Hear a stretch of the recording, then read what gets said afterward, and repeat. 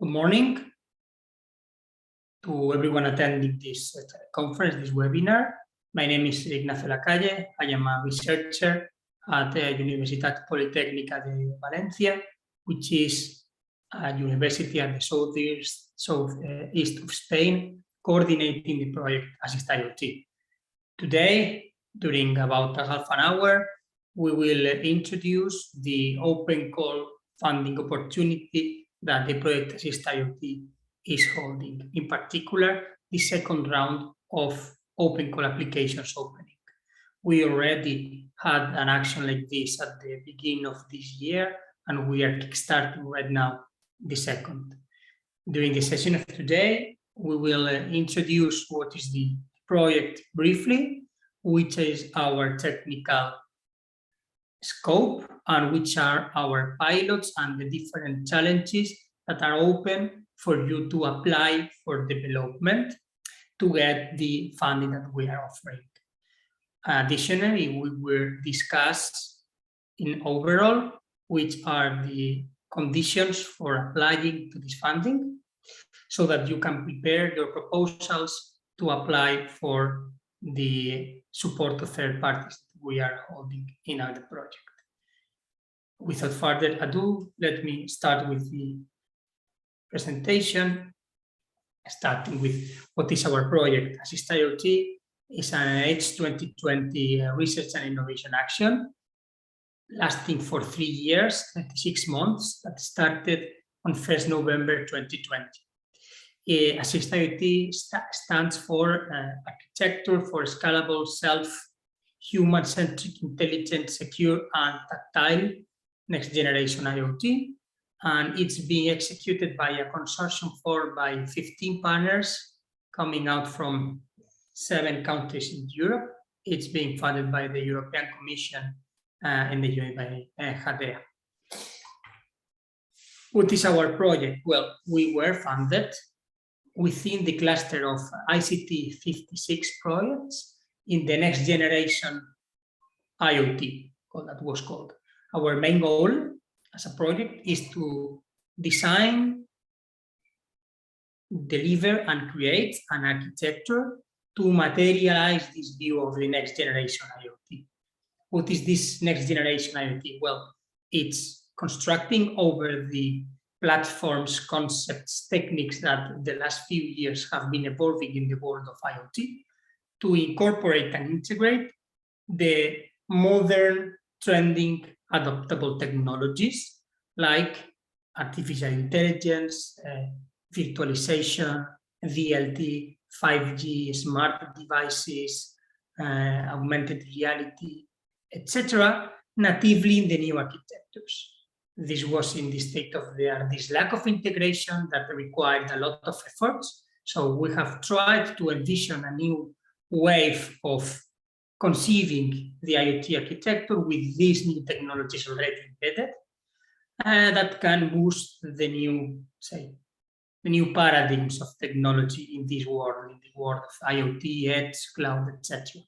Incorporating features such as modularity, adaptability, scalability, decentralization, human centricity, or interoperability.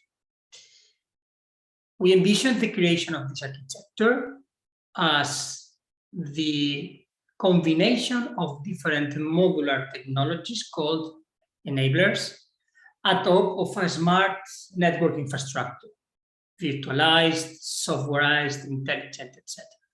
For doing so, several partners of the consortium with different background expertise and skills are technically building the solution that, in order to be validated, grows upon 4 use cases, 4 pilots that have specific market needs, specific challenges, problems in the different sectors that we aim at solving via our technology and taking advantage of those to validate what we have developed better, what we are developing in the project.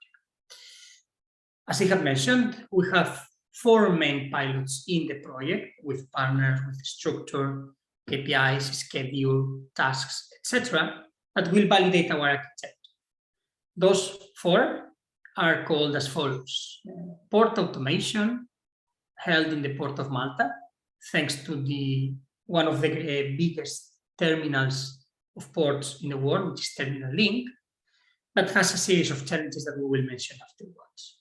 The second one poses challenges about the safety of the workers in construction sites. We believe that these are scenarios that are very potential for being solved with new IoT technologies, so that's why we included this pilot in our showcasing, and it's called the Smart Safety of Workers, sited in Poland, thanks to the construction company called Mostar.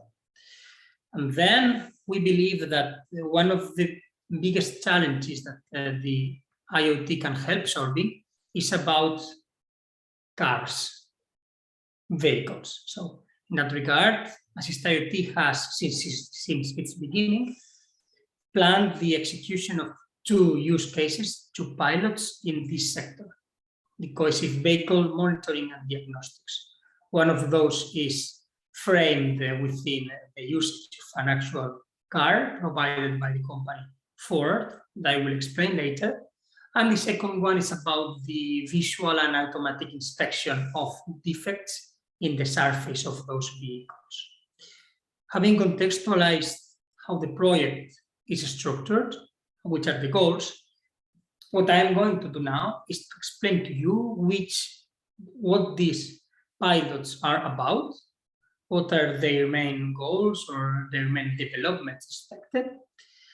And this will be very necessary for you to understand in order to prepare how to tackle the open challenges that these pilots have, that are the ones that you need to take into account to prepare your applications towards the open code. It will be explained later, but the structure will go like that.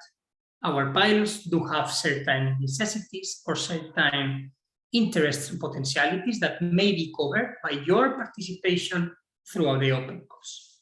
That's how it will work. So let me now introduce the actual pilots. The first one of them, it's called port automation, as I have mentioned. This pilot is located, well, it's better contextualized in the Port of Malta, Malta Freeport Terminal, with a partner terminal and the equipment provider called Concranes from Finland. Within that pilot, we have 4 scenarios that can leverage the technologies that we are developing in ASSIST-IoT to provide improvements and provide features and capabilities that were not available beforehand. For instance, automatically aligning container handling equipment. When trucks must go near to the cranes to drop or get containers, they are normally communicated with manually communications, even by phone, not very automated. With our developments, we are being able to make it then communicate automatically thanks to ultra-wideband connection and other technologies.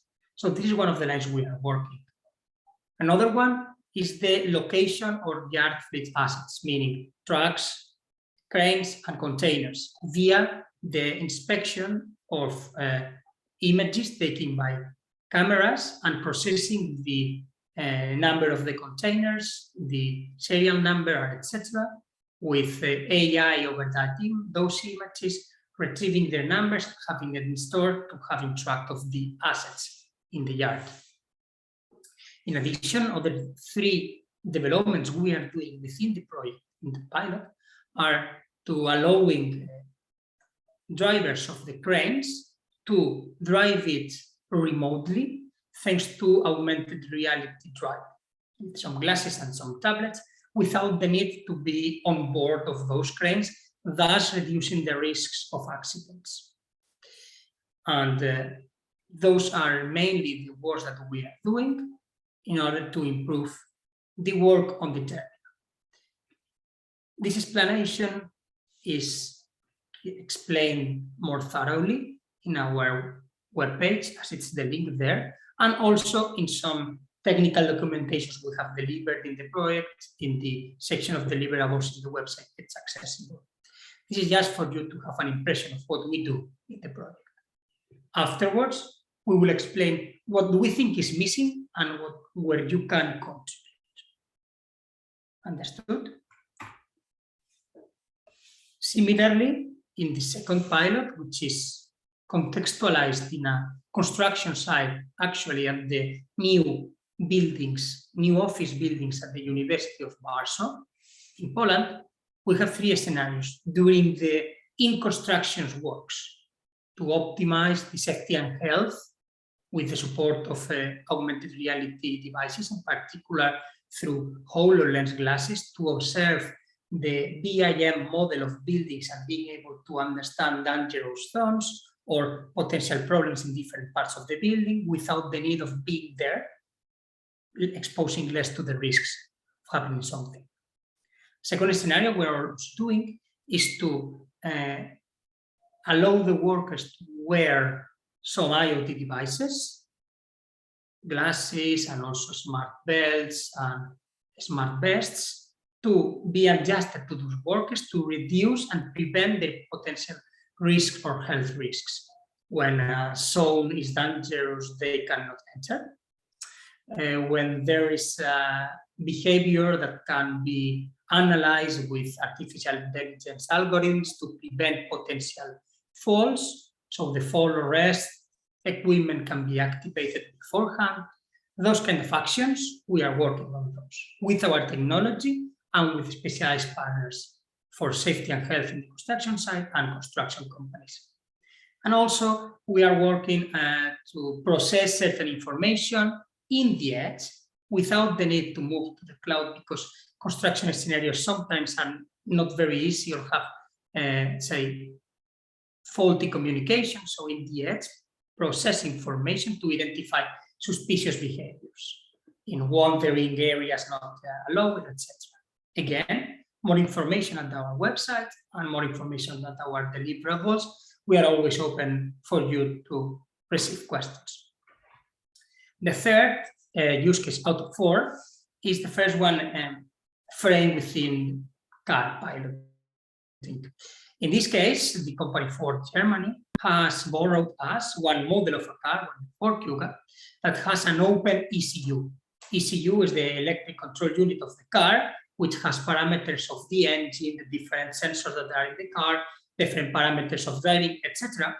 And we have devised an onboarded equipment, as you can see the image, in which we have introduced our technology to process in the car information out of these driving patterns, process artificial intelligence algorithms there without sharing the information to the cloud, without needed to continuous connection, etc. We're also leveraging 5G connection to extrapolate patterns in one car to the whole fleet.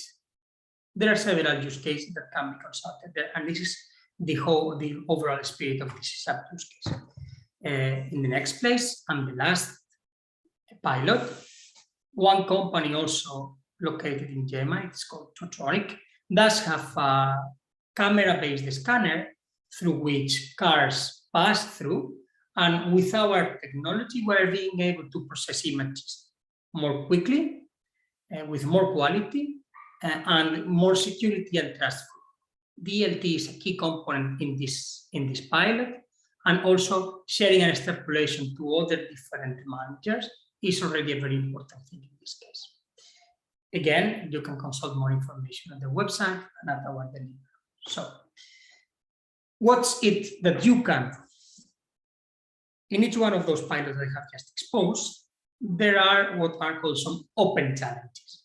What does this mean? Those are things that we believe are not covered through our project, because those should not be covered actually because of our work plan, but would be very good for our pilots to first have an enhanced value for the company or for the SMEs involved, and second, can validate our technologies, validating this specific part of this IoT gateway connector or this specific enabler of the specific nodes at the edge, or this communication with specific algorithms or this human-machine interface, this UI, whatever. They are very varying.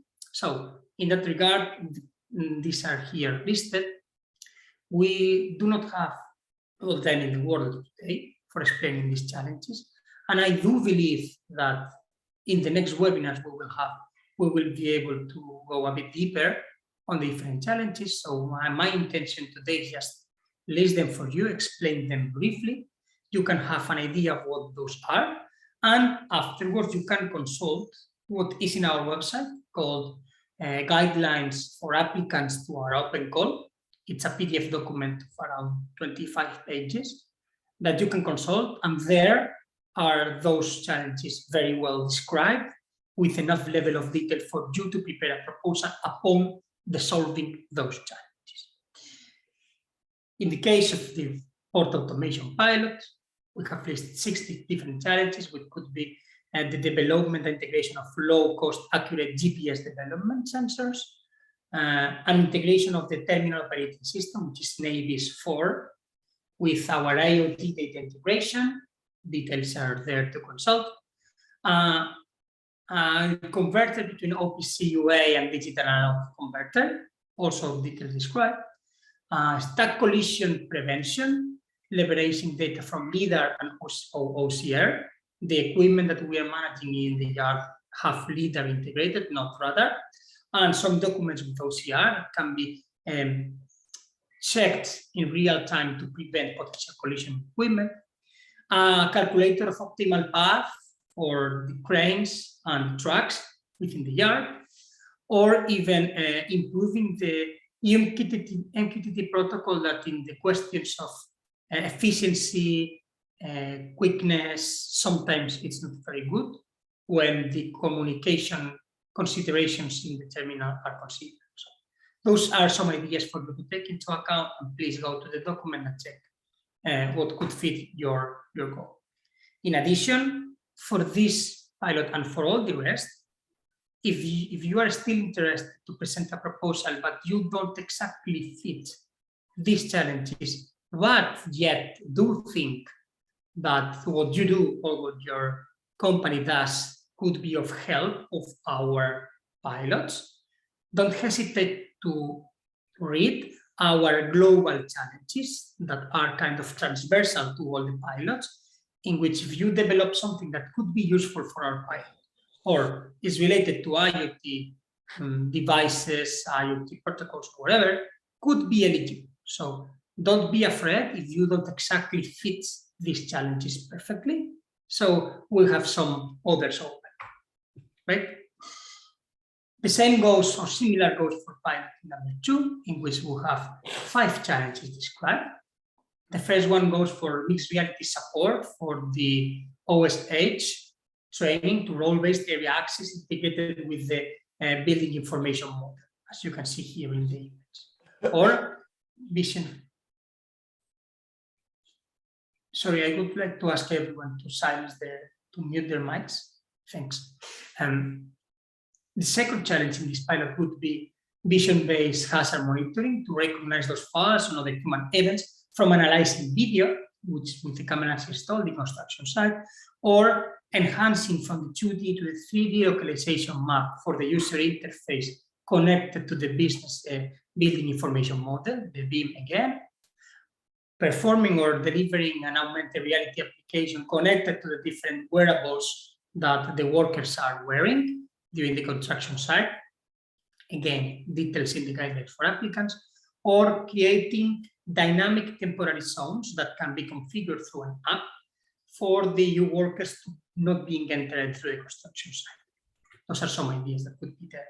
Again, global challenges such as IoT devices, IoT protocols, IoT applications, not fitting to these challenges also apply. With regards to pilot 3A, we have 2 open challenges. The first one would be introducing the analysis of human factors in the analysis within the equipment that we have on board of the car. As per now, we are analyzing data about the different periods of the driving, the parameters of the calibration of the engines and of the exhaust and other parameters of the car, and even high fidelity probes that we have installed in the car. But what we are not analyzing within the car at all are the driver behavior or the driver gestures. So we have some dash cam installed. You could work on those images to be integrated with all the rest of analysis to improve our outcomes, our products.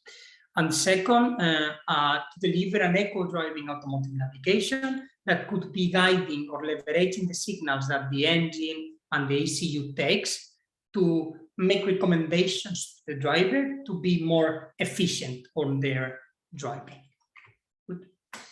With regards to the last but not least pilot, we have also 5 challenges open that you can also consult in the guide for applicants that are related to the 3D image registration via low-cost 3D sensors, bringing from 2D to 3D upon the pictures taken by the images when the car passes through the scanner, the removal of the shadows and reflections that sometimes are created in those images due to the accopplation of different light bulbs illuminating the surface of the car, or taking images by wearables by the workers there that are taking notes on their tablets as well. This could be a challenge open, or more advanced visualization techniques. At this point, the images are seen, but those could be enhanced by circling or allowing a more easy recognition of defects by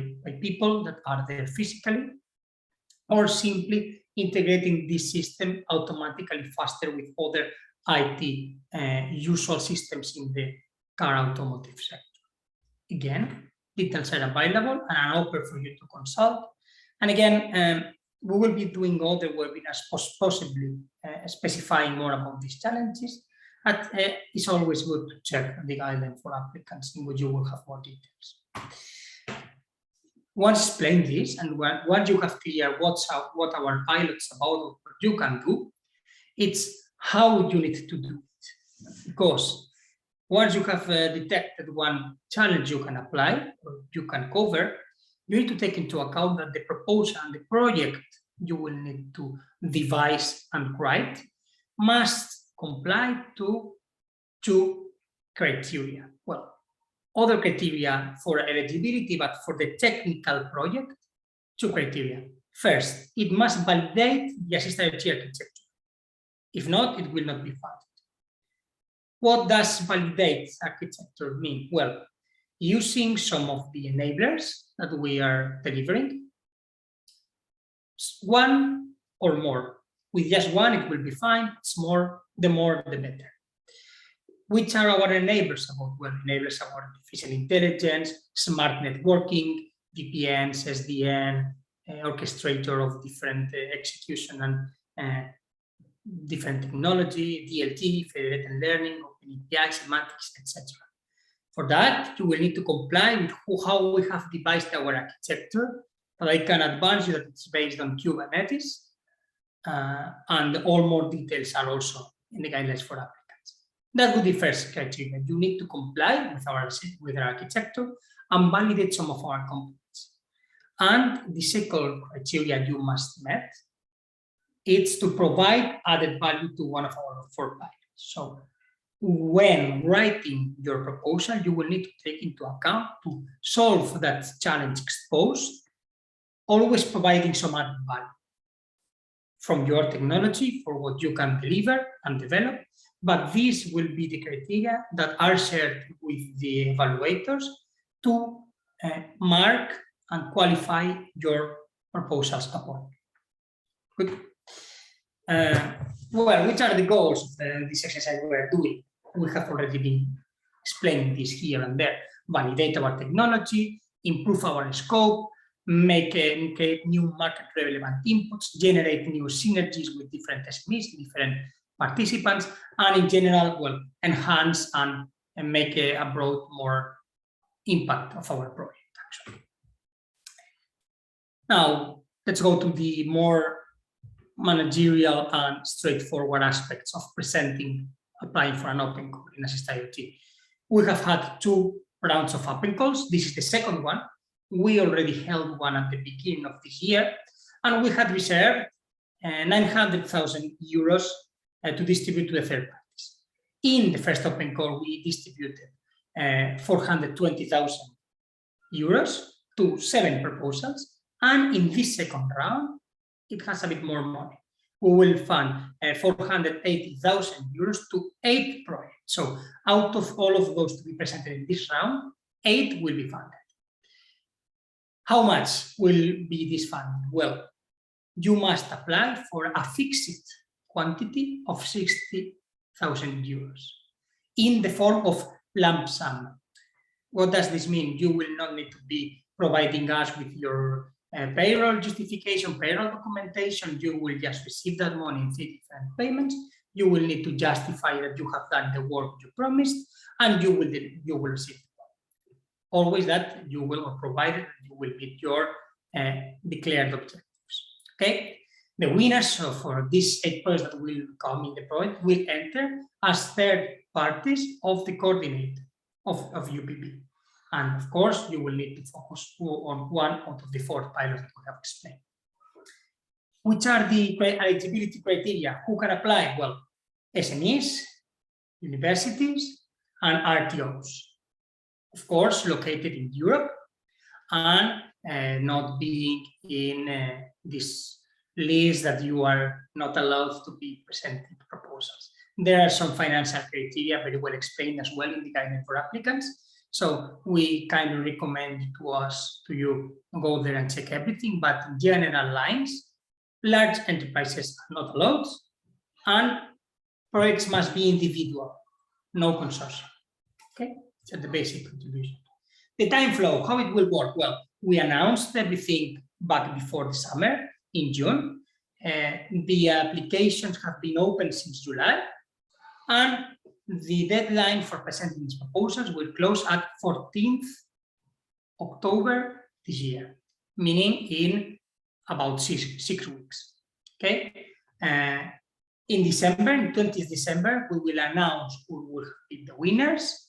The process will start, and we expect a start of the project around mid-January of 2023 to finalize before September 2023. The maximum duration of the project is 9 months. So 60,000 euros in maximum 9 months to deliver a project to cover the challenges exposed. Okay, what do you need to do to get this funding? Well, you need to first attend to this webinar, attend to the other 2 webinars we are organizing, read carefully the guidance for applicants, and apply for the funding via registering a submission form, which is available in the guidance for applicants, and it's on our website and it's very accessible, with your data, which is your company, the project, the acronym, the keywords, etc., and then preparing a proposal. Okay, the proposal must be based in the template that is available in our website, and it must have a maximum of 15 pages based on that template. Okay, it's available. If you have any questions, we will be able to answer. Once completed, you must fulfill the form and print the justification of the submission of the form, compile your proposal in a PDF, compile everything in a zip file, and send it to us via email to the indicated email addresses in the instructions in the guidance for applicants. Once received, within the next 5 days, you will receive a confirmation of reception, and you will enter in the process. All of this must be done before October 14th, 5 p.m. in the afternoon, Central European time. After the time, we will not admit other proposals. What will be done afterwards? Well, per each proposal, 2 external experts with no conflict of interest with us nor with you will evaluate your proposal upon the different criteria established in the guidance for applicants. And after a process of evaluation, discussing with us, you will receive a notification of acceptance or rejections by 20th December, knowing if you will be funded or not will be funded. Therefore, and to conclude the presentation, SMEs, RTOs, and universities can apply to get a fixed quantity of 60,000 euros from ASSIST-IoT budget, presenting a single project, individual per entity, to one of the open challenges framed within one of our pilots. Okay, whatever you do must fulfill the criteria of validating our architecture and some of our components and provided added value to the pilots. How to do that? With a proposal of 15 pages based on a template provided and submitted via email to the indicated via addresses. And before that, you need to complete a form online that it's also available and accessible for our website. You will receive communication of acceptance or rejection before December 20th. More information is in our website, and a total of 8 proposals will be funded with a maximum duration of the project of 9 months.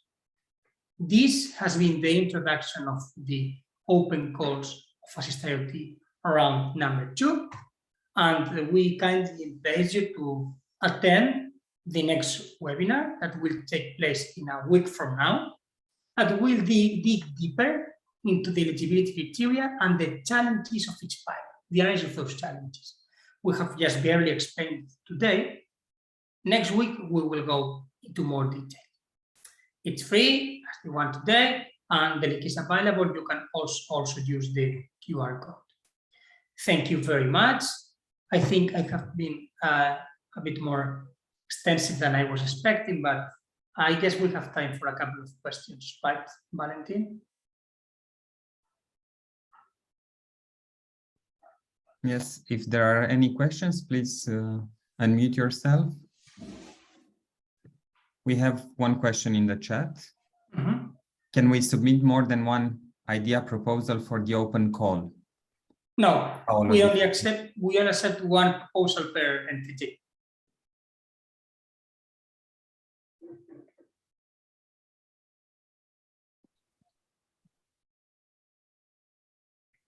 The essential is very simple. One proposal per entity, that's it. A couple of clarifications. If you presented an application for the open call in the first round and you were rejected, you can apply for it again with the same proposal with a new one or an improved one without any problem. The conditions are mostly the same, just check the guidelines and proceed. I don't know if any of you has any other question. If not, there's no problem because we will be hosting 2 additional webinars next week and the beginning of October, so we will be able to answer questions there. And of course, our inboxes are always open for your questions. There's one more question from Paolo again. If you will provide the technical webinar regarding what we can expect, what are the API facilities that we can use, for example? If I'm not mistaken, in the third webinar, we will dig a bit deeper into what the technical scope should be, but you should not expect a thorough review of the technical approach because it's very large, what our project has done. It's very well documented in the deliverables, and if you go to the guideline for applicants, the document at the end of it, appendix number B, I believe it is, it's pretty well explained which technologies are there in place, what should you take into account, etc.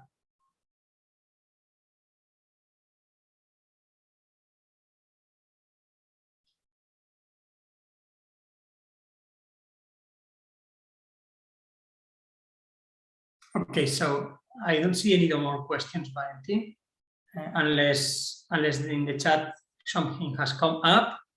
I think we could just wrap up the session and kindly invite you all to attend the next week's webinar as well.